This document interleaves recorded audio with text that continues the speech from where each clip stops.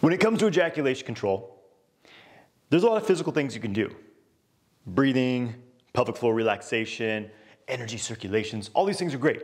There's also a mental component to this. When you implement what I'm going to share in this video, it's actually going to shift you to be more masculine, to be more dominant, to have more presence and perhaps unpredictability with just a hint of danger for women, which is what they actually are really turned on by, okay? We're gonna get into some interesting things today, all right? So gear up, boys. Let's do it. I'm Jonathan White, and I've helped thousands of men just like you learn to master their sexual energy and manifest their ideal life. Make sure you get my free ebook, which will help you to massively uplevel your ejaculation control game. There's a link in the video description below. And make sure you hit subscribe to stay notified when I drop amazing new content like this. Yeah, guys, I got the shades on today. Be like, who's this douchebag sitting here? Who's this Giga Chad? I've officially been called a Giga Chad, so I'm like, all right. Personally, I don't think I'm quite there yet, but we'll get there someday, kids. I'm trying to create this exaggerated confidence, okay? That's what this is really all about. And it's like anything that helps you get into this zone of like, hell yeah, I got this. That's the key to sexual mastery in a certain sense. Like, I want you to just think about, like, what does it look like for you? More importantly, how does it feel like for you to initiate sex? How do you go about having sex? Assuming that you're having sex, you know, if you're in a relationship with a woman, or, you know, if not, think back to the last time you did. Is there a sense of freedom and playfulness? Like you're a, well, maybe it'd be weird to say you're a kid in a sandbox, but it's that kind of vibe. There's no limit to the exercise of your eroticism of like, hey, whatever sexual desires I have, I'm confident, just like boom, to kind of dance my partner and seduce them into doing these things. Like, does it look like that for you? I'm just curious. If not, and I'm guessing that it's not because you're watching this video, let's be real. This is how it used to be for me. There was habitual things that I constantly did over and over again, and it was very predictable with my partner, and there was always the sense of nervousness of like, kind of like, ooh, is she gonna reject me? And then even when we were having sex, or I was, you know, foreplay, whatever, I'd be like, is this, there'd be this voice in my head like, is she enjoying this? Is she hating this? Am I doing a bad job? Do I look stupid? That's what was happening a lot of the time during sex. I can tell you that it was difficult to enjoy myself with all these voices in my head telling me that I'm doing a bad job. I could get way deep in this, but I want to keep it fairly simple today. Fairly simple and actionable, okay? Performance anxiety, simple. It's a state of fear, it's a state of anxiety. It's your sympathetic nervous system being dominant, because for you, sexual arousal is associated with stress and tension. You tense up, and that's, you know, gonna make you ejaculate quickly. You're gonna have trouble getting erections or keeping them, situational erectile dysfunction. How do you shift out of this? Of course, this is the core of what I teach in sexual kung fu, and there's a lot of kind of physiological things. But I wanna address specifically the more psychological and mental aspects of this. It's behavioral, really, is what it is. It's basically you shifting from a more feminine state to a masculine state, you know? And here it comes, you ready for it? Essentially, you gotta stop being a little bitch. You gotta stop being in that worried mode and be a man, okay? I used that model in another video. I know it was very triggering, it was very unpleasant for some people. I'm not trying to shame anyone. I'm not trying to like put anyone down by saying this. It's just like, let's just say it like it is. Get your shit together, basically, right? Quit being a bitch, you know, get your shit together, be a man, okay? And what that means is shifting into this primal, confident, just like, this masculine state. It's your true self. It's your true, unhinged, unrestrained self. And you had that very strongly at one point. You ever see kids playing on a playground, like young kids, they're young boys? They're loud, they're aggressive, they're like trying to dominate each other. That is masculinity. I'm not saying that that's exactly like what we need to model behavior from. The point I'm making is that they're unrestrained.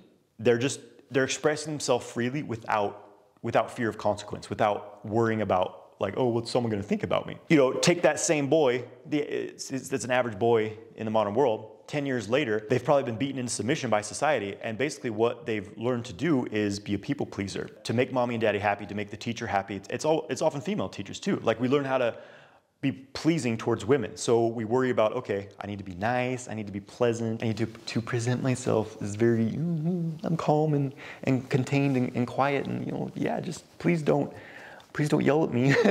And that's what we're carrying into relationships. That is what we're carrying into sex. You're unable to experience the type of sex you truly want, because you're afraid that if you really show your partner your true sexual desires, that they're gonna think you're weird or a pervert. So you put up with really boring vanilla sex, essentially, right? You initiate sex in a very kind of strategic, passive, indirect way.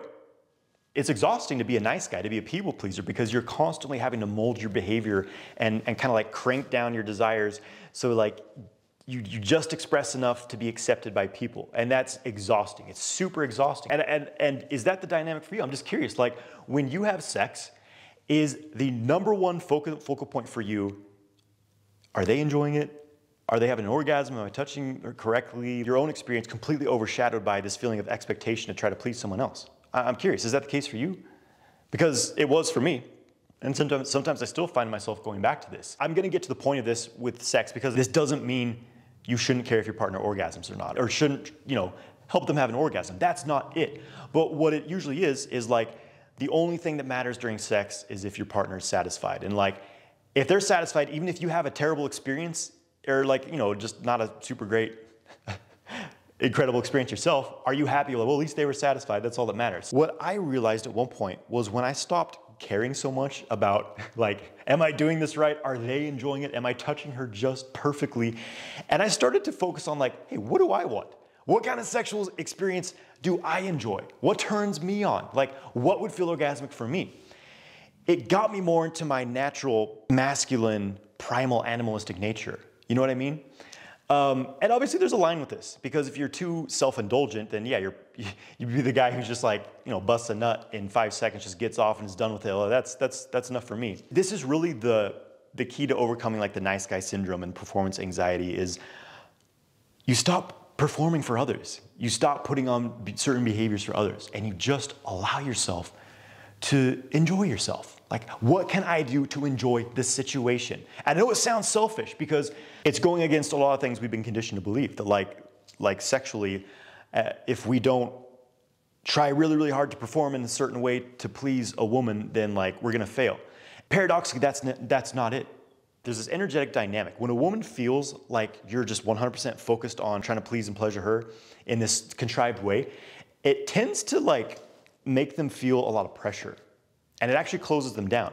So there's a fine line here, right? But I think it's safe to say if you are more towards the nice guy performance anxiety, then you probably are not a very selfish person. You probably go far out of your way to like do things for people around you without actually taking care of yourself. You probably need to have stronger boundaries, and this is going to be very helpful for you. And it's going to feel scary. It's going to feel like, oh, what am I doing? But once you start to tap into this primal, animalistic, just letting your instinct take over, your sexual instinct of just like, this pure eroticism, this pure like, this is what I want to do and I'm going to do it. Obviously there's boundaries of consent and things like that. I shouldn't have to say that, but you don't know where people are gonna go with this. Let me tell you a story. I dated a woman many years ago who was she was quite sexually liberated. There was a powerful woman fully in her sexual power, okay?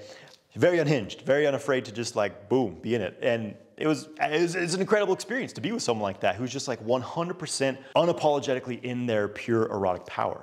It's inspiring, and it usually inspires you to be the same, okay? And with this woman, I would do things we gotta keep it relatively PG for YouTube, but we did some things that would make a nun drop dead of a heart attack, okay? We had some crazy sex, I'm not gonna lie. Later on, I was in a relationship with my current partner, my wife now, and it was a deep emotional connection. Like we had a very deep intellectual, emotional, physical, we're having sex, it was great. It was this very heart-centered relationship. Like this was a woman who was like, yeah, I can see like a long-term relationship with this woman. So there was like a deeper level of connection, intimacy instead, just like, yeah, we're having wild sex. What happened over time was that I found myself really like, oh, I love this woman and I need to like be nice to her, I need to take care of her, and like just, there's nothing wrong with that. But I was getting really stuck in the nice guy zone of like, I just need to be nice to her, I need to just like treat her with the utmost respect and just like listen to everything she says. And also like, I had a lot of like my nice guy patterns of like being indecisive, allowing her to make decisions for me, not being a strong leader. You know what I mean? It was not uncommon for our sexual dynamic to look like this. Like I would want to have sex, and we hadn't had sex in a few days. So I would like massage her shoulders and like, oh, I just want to massage you. I just want to massage you. Like, oh, I'm not trying to have sex with you. I just want to massage you. But I was trying to have sex with her. I wanted that to be the result, but I'm like, well, if I just like massage her, then naturally she'll like ask me to have sex, and I'll just kind of like indirectly try to initiate this. You know what I mean? It was like, I'm doing this, but I really want this. It's just like, that feels sleazy and terrible. It does not feel good to women. Eventually, I got turned on to like, you know, masculinity work, polarity work, learning how to step back into my masculine. The whole thing is getting out of repetition, the things you do habitually, and like creating a complete like pattern shift. So for example, recently she's in the kitchen. I knew she had like a little bit of free time. So I came up from behind her and I kind of grabbed her. I put a blindfold on her and I just like picked her up and like, just like, hey, like you're coming with me, And I just picked her up, threw her into the bed. It was a complete pattern shift. I could tell she was like, what is happening? And it actually really turned her on. We had a very positive, powerful sexual experience. And I should mention here that in the younger Jonathan, little Johnny, in those periods of like initiating sex in an indirect way and like kind of doing things the same way every time, there was often this performance anxiety, this like, oh, am I doing things okay? And what I found is that when I'm engaging in the just throwing it on the bed and like just really being like, hey, we're fucking doing this, okay? And obviously within the boundaries of like, we've been in an established relationship. I know her, I know like what healthy boundaries are. Obviously, if you do this to someone on their first date, if you just blindfold them, grab them, pick them up, you could have some serious legal consequences, okay? So that's obviously consent, that whole thing. But what I found is that when I'm engaging in this just like assertive, animalistic, dominant nature, there's no like issue of ejaculation control. It's just like, I'm super turned on, I'm rock hard, and it's just like, let's fucking go. And like, maybe the issue could be like, I'm getting too excited. The like too excited ejaculation control dynamics are much different than the anxiety ejaculation control, because when it's anxiety, everything locks up and you're just right at the edge of ejaculation, no matter what you do, often. And that's when you need this just mental, psychological shift into I'm taking control. And so basically what I learned from this experiences was that going back to this earlier relationship, this woman had such like powerful, unapologetic sexual like eroticism. It inspired me to be more bold like that as well. And I'm finding in my relationship now as well, it's been the same thing. Like me allowing like my true erotic sexual desires to come out in a powerful, dominant, aggressive way. It inspires my woman to allow her unhinged feminine eroticism to come out, because we all have these layers of shame and hesitation, and women especially often they can have a difficult time connecting to their deep erotic, goddess nature, because there's all this shame around it. And so when you can fully confidently be in your just like intense sexual animalistic power, it will often inspire them to do the same. And this completely, will solve performance anxiety when you really get confident. So this is the action plan for you, is just like get clear on like, what does your ideal like kind of fantasy sexual dynamic look like? Start doing it. Practice it. You'll have some failures in it. Like sometimes it won't go well. You have to kind of, sometimes it's good to have some communications with your partner, especially if it's a newer relationship. Like what are you okay with? What are you not okay with? So that in the moment, you don't have to ask questions or get permission. You just like take control and do the thing. And that is often very, very arousing for women. I don't care what modern feminism and all these things saying, blah, blah, blah, blah, blah. The animal nature of humans has not changed. Women feel turned on by a man who feels physically more powerful and stronger than them, because if a man can overpower his woman, then it means he's going to be able to protect her. It's simply, it's a fact. It's a physiological fact that engaging in this behavior is what turns women on. So it's just a matter of releasing your layers of shame and hesitation around it. And it's going to be a process, okay? But I wish you the best on your process. How are you feeling right now? Does this feel like, oh my God, I couldn't possibly do these things?